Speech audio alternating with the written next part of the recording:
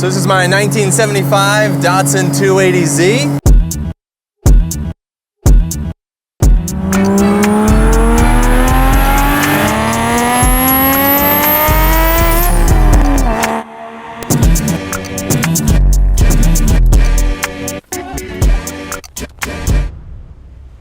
I always thought the Datsuns looked cool, right? And being a Z guy, it made a lot of sense for me to have a first gen Nissan Z. And so I really wanted to get one, but I wasn't really looking for one. This thing really just fell into my lap. I was actually in the middle of a different build, and I got the call from my buddies over at MA Motorsports that a friend of theirs needed to unload this car. I think he was moving or going through a divorce or something. And I got this thing for a song. It was just a screaming deal. So I picked it up and took it back to their shop and just immediately started working on it.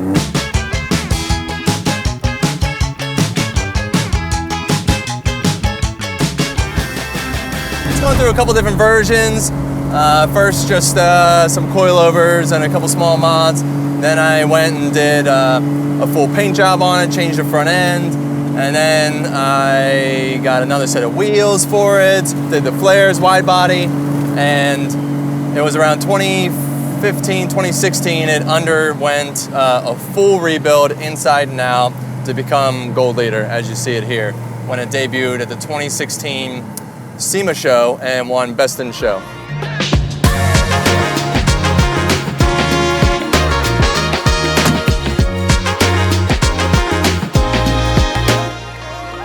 So went with the RB engine because, in my opinion, it's the perfect engine for these classic Datsuns. It's originally a 6-cylinder straight, and so I wanted to keep it that way, but getting a much more modern engine. The 25 is a very affordable engine compared to the RB26, and honestly, it was available when I bought the chassis. The engine was coming with the car. So instead of going through and trying to sell that swap and get an RB26, I was like, you know what? It's got the straight 6 turbo setup that I wanted to go for, and why not just build from there?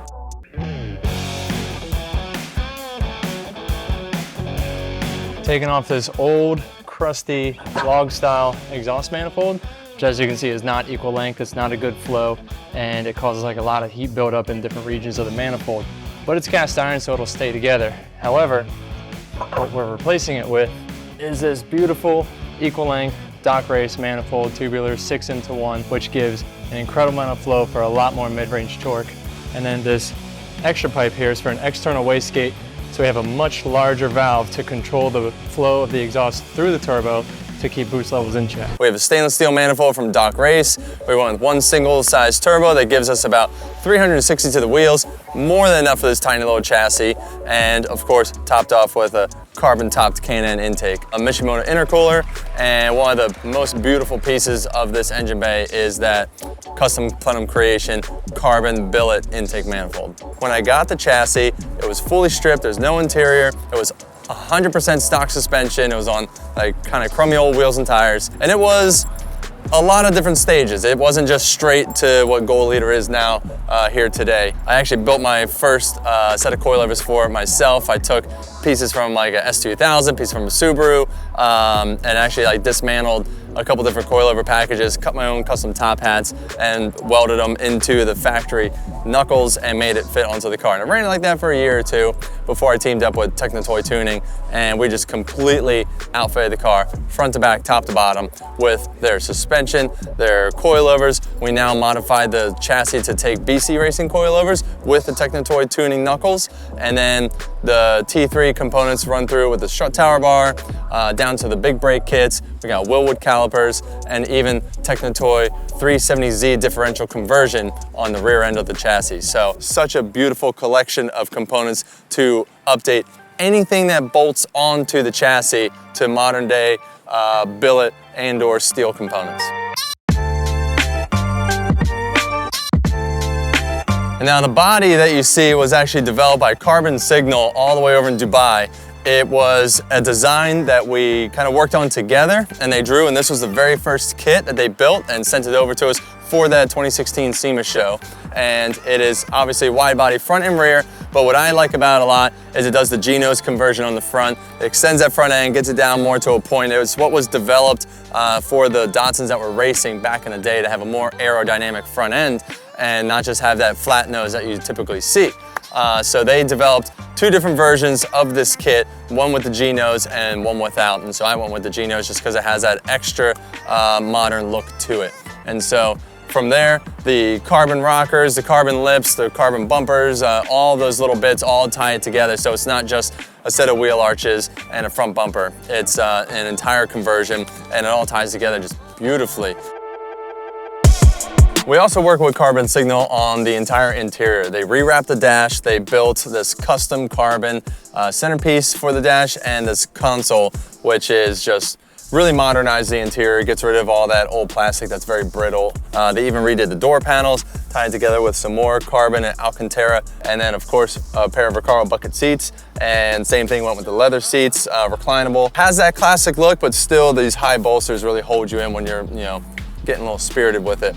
And then of course I added a little custom handbrake to it to be able to slide it around when I want.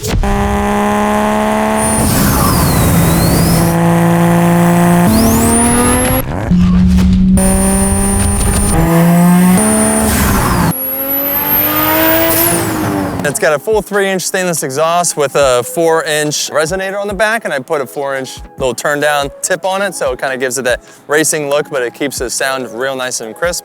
And then the Skiller Automotive aluminum rear diffuser, which ties the whole thing together because it was looking a little too soft in the back versus the rest of the Carbon Signal kit, so we added that in to give it a nice racing look all the way around.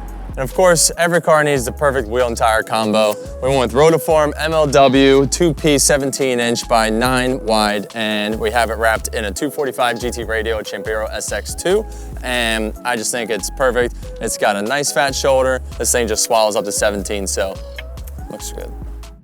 My original intention of what I wanted this car to be was a, how would you call it? A flying under the radar street car, right? Because the classic cars, you can get away with a lot more with the classic car.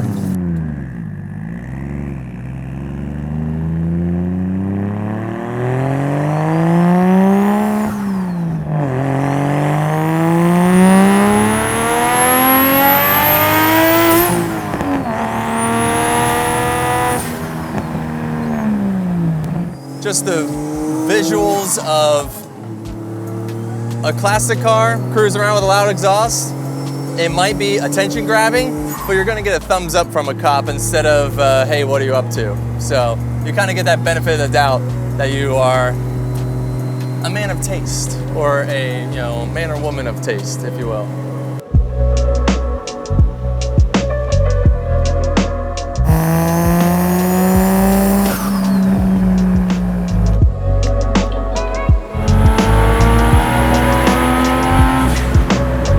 What I like most about this car is just how raw it is, but it's still, like Restomod is like just the perfect word for it, because yes, it does have, updated suspension and brakes and things like that versus when it was, created back in the 70s. Yes, it was fuel injected when it came out, but it was not nearly as complex as it is now. But still, even with all the updates to the chassis, it still has that very just like raw feel. There's no traction control, there's no anti-lock brakes. This thing doesn't even have power steering, it's manual steering. So that's what I do like about it. It is just, kind of brings you back to the roots of what cars used to be, even with the updates that we've made to it over the years.